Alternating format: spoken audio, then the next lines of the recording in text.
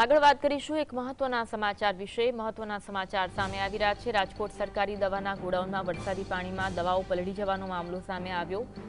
સરકારી દવાના ગોડાઉનમાં વરસાદના પાણીમાં દવાઓ પલળી ગઈ।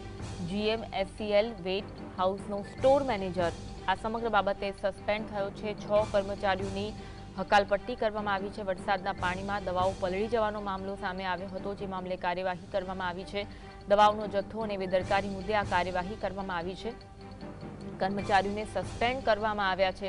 તપાસના 1 મહિના બાદ આરોગ્ય વિભાગ દ્વારા કાર્યવાહી કરવામાં આવી છે। સસ્પેન્ડ કરવાની કાર્યવાહી તપાસના 1 મહિના બાદ કરવામાં આવી છે। સિવિલની 20 કરોડની શંકાસ્પદ દવા ખરીદી અંગે પણ કાર્યવાહી થઈ શકે છે।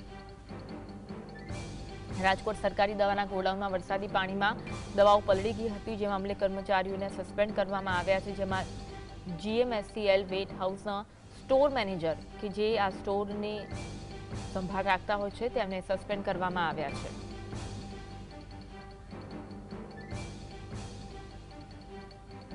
દવાઓનો જથ્થો અને બેદરકારી મુદ્દે કાર્યવાહી કરવામાં આવી છે।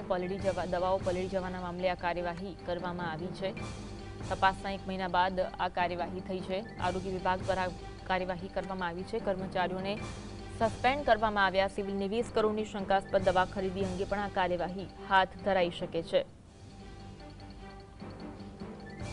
રાજકોટની આ ઘટના છે। સરકારી દવાના ગોડાઉનમાં આ માલ પલળી ગયો હતો, જેથી બેદરકારી દાખવવામાં આવી હોવાના પ્રશ્નો ઉઠ્યા છે। GMSCL વેટ હાઉસનો સ્ટોર મેનેજરને સસ્પેન્ડ કરવામાં આવ્યા છે। 6 કર્મચારીઓની હકાલપટ્ટી કરવામાં આવી છે।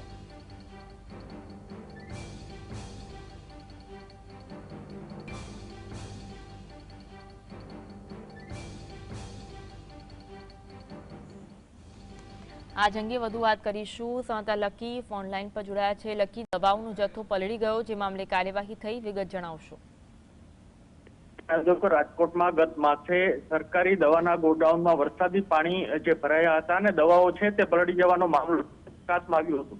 સમગ્ર મામલે GMSCL જે વેટ હાઉસ છે તેનો સ્ટોર મેનેજર સહિત જે 6 જેટલા કર્મચારીઓ છે તેની હકાલપટ્ટી કરાઈ છે, તો સ્ટોર મેનેજરને સસ્પેન્ડ છે તે કરવામાં આવ્યો છે। દવાઓના જથ્થા બાબતે બેદરકારી નો મામલો છે તે પ્રકાશમાં આવ્યો હતો। રાજકોટ સિવિલ હોસ્પિટલ સહિત કેટલીક સરકારી હોસ્પિટલોમાં દવાનો જથ્થો ન હતો, પરંતુ અહીં જે દવા છે તે ગોડાઉનમાં સડતો જોવા મળ્યો હતો।